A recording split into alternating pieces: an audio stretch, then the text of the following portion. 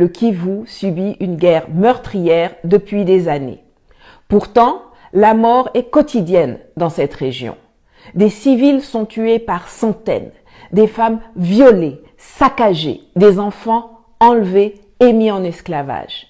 Les chiffres sont énormes. Les hommes, les femmes, les enfants meurent à une cadence que même des concepteurs de jeux vidéo n'auraient pas osé imaginer. L'est de la RDC, composé du Nord Kivu, du Sud Kivu, de l'Ituri et du parc national des Virunga, est un territoire où des milices armées, financées par les États voisins, notamment le Burundi, l'Ouganda et le Rwanda, sèment la mort, la violence et la désolation pour s'approprier des richesses du sol et surtout du sous-sol.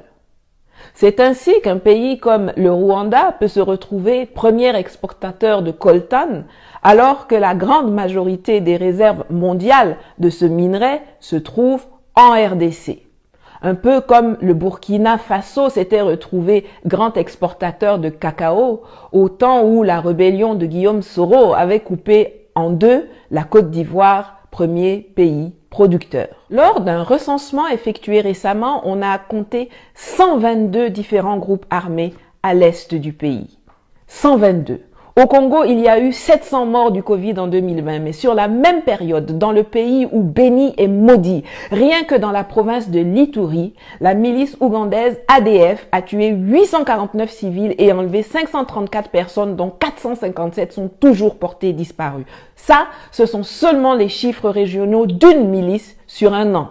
Il y en a 122. Toutes plus barbares les unes que les autres. Je vous laisse faire les calculs. Et pendant que les puristes se disputent sur le fait de savoir si on doit qualifier ces millions de morts de génocide ou pas, l'hécatombe continue.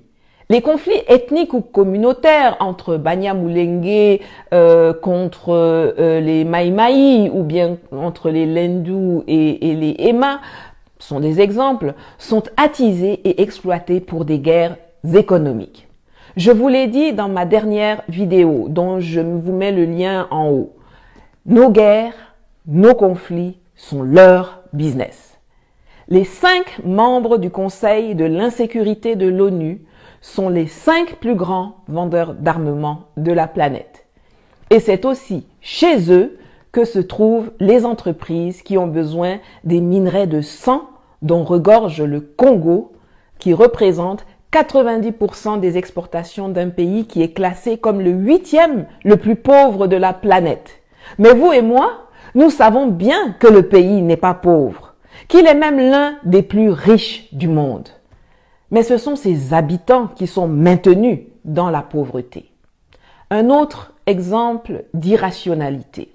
La RDC est dotée d'un potentiel hydroélectrique gigantesque, 100 000 mégawatts, soit le tiers du potentiel de l'Afrique. Mais seuls 2677 mégawatts sont installés, dont seulement 1130 mégawatts sont en fonctionnement pour cause de manque de maintenance. Et c'est comme ça que seuls 9% de ses habitants ont accès à l'électricité. C'est à se taper la tête contre un mur. Si c'était 3 collaborateurs locaux de l'ambassade d'Italie qui étaient décédés, ça n'aurait pas fait les grands titres. Ça aurait été business as usual. Dans notre monde sans pitié, tant que les morts sont des noirs, c'est pas grave. Ça compte pas trop. Ils sont comme ça, les Africains, toujours à se faire la guerre ou bien à mourir de famine. L'essentiel n'est-il pas qu'ils n'arrivent jamais en Europe? Alors qu'ils meurent dans les forêts du Congo ou bien au fond de la Méditerranée, c'est kiff-kiff, bourricot. Par contre, le coltan, le tungstène, le cobalt, l'uranium, l'étain, les diamants, le cuivre, l'or, eux doivent venir en Occident. Ils doivent sortir de la brousse africaine. Car on en a besoin pour la fabrication des smartphones, des ordinateurs portables, des caméras, de l'électronique, des voitures électriques, des missiles nucléaires et aéronautiques, dans la métallurgie. 80% des réserves mondiales du coltan sont situées au Congo et 60% du cobalt mondial est extrait de mines artisanales congolaises où souvent des enfants creusent à la main et où parfois des tunnels s'effondrent en les tuant ou en les mutilant pour qu'ailleurs dans le monde, des gens puissent avoir des gadgets comme la caméra qui filme cette vidéo. La différence, c'est que certains sont conscients du sang qui coule sur les mains de Apple, Google, Tesla, Samsung, Bayer, Sony, Huawei et compagnie, et d'autres l'ignorent ou font semblant de l'ignorer. Mais maintenant, vous qui regardez là, vous ne pouvez plus l'ignorer. Je sais qu'en Afrique, beaucoup n'aiment pas lire, mais je vous suggère quand même une bande dessinée intitulée « Kivu » que j'avais acheté peu avant mon expulsion, dont je vous mets le lien en commentaire ou dans la boîte de description, qui raconte avec une réalité saisissante la situation dans l'est du Congo et les relations sanglantes qui lient les monsieur propres occidentaux avec les monstres tueurs de la forêt équatoriale. Mais la communauté internationale dit qu'elle a déjà tant fait pour les Congolais. Tiens, il y a une opération des Nations Unies, la MONUSCO, qui ne sert pas à grand-chose, sauf à tenir les statistiques macabres des morts qui s'amoncellent.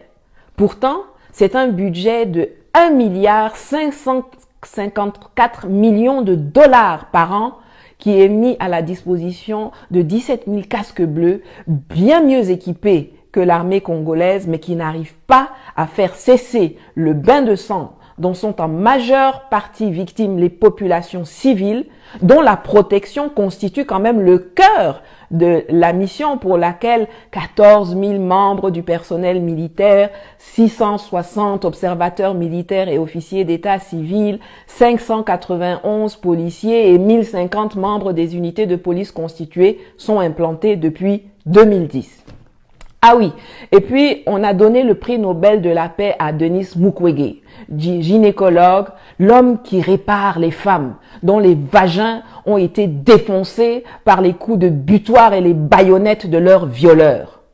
On lui a aussi donné le prix Olof Palme, le prix des droits de l'homme des Nations Unies, le prix de la Fondation Clinton, le prix de la Fondation Chirac, le prix Sakharov.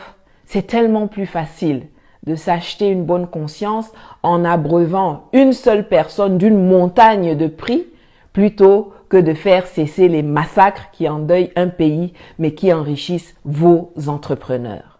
La RDC a la possibilité de devenir la Chine de l'Afrique. En termes de puissance démographique, c'est 100 millions d'habitants. En termes d'étendue territoriale, c'est 2 345 000 km². En termes de ressources minières. Mais au lieu d'être un colosse qui inspire le respect, qui propulse le développement, qui envoie des gens dans l'espace, c'est un géant aux pieds d'argile que ses petits voisins violentent au calme depuis des années et qui expédie ses enfants 6 pieds sous terre. Alors c'est vrai, l'extérieur a sa part non négligeable de responsabilité. Et il est bon qu'il lui soit rappelé de temps à autre que perdre un père, un mari ou un fils dans des attaques violentes n'a pas à être l'apanage des Congolais. Mais ce qui me met en colère, c'est l'incapacité des leaders politiques de RDC à s'unir pour enfin donner à leur pays la place qui devrait être la sienne sur la scène continentale et mondiale, et aux populations un quotidien de paix et de prospérité. Pourtant, comme le scandait Mamadou Koulibaly en Côte d'Ivoire le 10 octobre 2020, un peuple uni jamais ne sera vaincu. Le malheur du Congo ne vient pas de l'appétit que suscitent ses ressources minières à l'extérieur du pays. Le malheur du Congo, ce sont ses dirigeants. Les corrompus, les voleurs, les vendus, les traîtres à la patrie, les sans courage et les sans idées. La loi qui institue que le sol et le sous-sol congolais sont la propriété de l'État est une des sources importantes de la situation actuelle.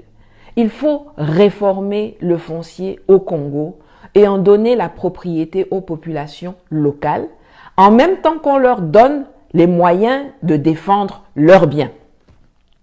Je mettrai à la fin de cette vidéo le lien d'une de Mamadou Koulibaly qui explique sa proposition de réforme du foncier en Côte d'Ivoire, qui peut être, pourquoi pas, la base d'une réflexion pour le Congo. Nous, Africains, ne pouvons pas faire comme si le Congo, c'est juste les sapeurs et la rumba cadencée. Depuis quelques semaines, c'est le président congolais Félix Tshisekedi qui a pris la tête de l'Union africaine. Cela va être difficile pour lui d'être crédible dans cette fonction si en parallèle, la situation n'évolue pas positivement dans son propre pays.